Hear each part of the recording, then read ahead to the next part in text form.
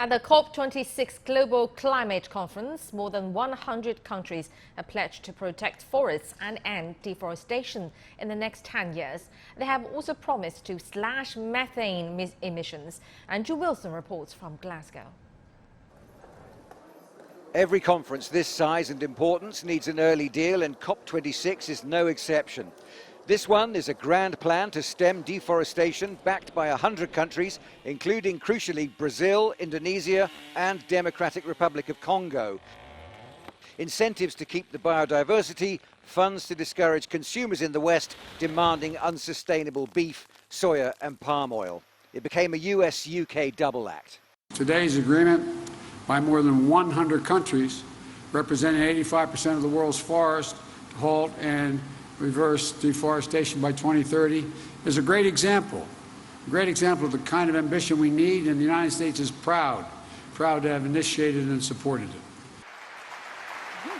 They've made a landmark commitment to work together to halt and reverse deforestation and land degradation by 2030. Not just halt, but reverse. And that means more leaders than ever before have now signed up to protect our forests.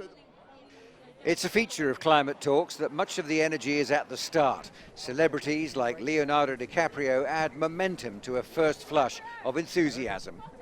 But behind the smiles, these gatherings also give the floor to those smaller nations who are often much closer to the threat than their wealthier neighbors. Frankly speaking, there is no dignity to a slow and painful death. You might as well bomb our islands instead of making us suffer only to witness our slow and fateful demise.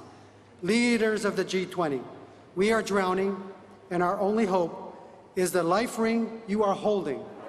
So the leaders have done their bit, and now the technical teams can start to bury themselves in the detail. It's easy to underestimate just how intense negotiations can get with so many nation states involved. There is a lot of work to be done. But the two wins so far are significant.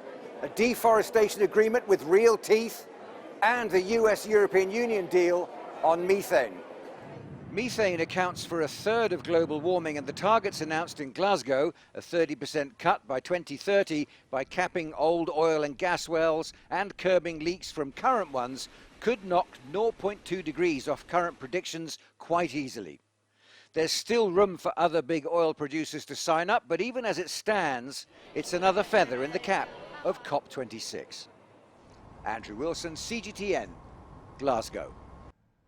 And at the summit, China's top climate envoy Xie Zhenhua called on the international community to share the common responsibility of curbing global warming. He also talked about China's efforts in the past decades.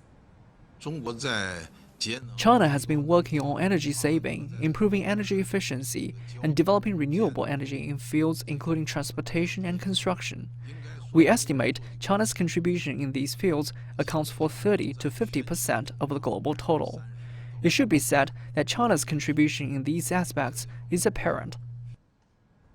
And he said each country has a different capacity and starting points when it comes to cutting emissions. And he called on developed nations to take the lead in cutting emissions while providing support to developing nations. And Xie also cited a commitment by developed countries at the 2009 Copenhagen Climate Conference to provide at least $100 billion each year to support developing countries in combating climate challenges. But he said developed countries have failed to deliver on the promise.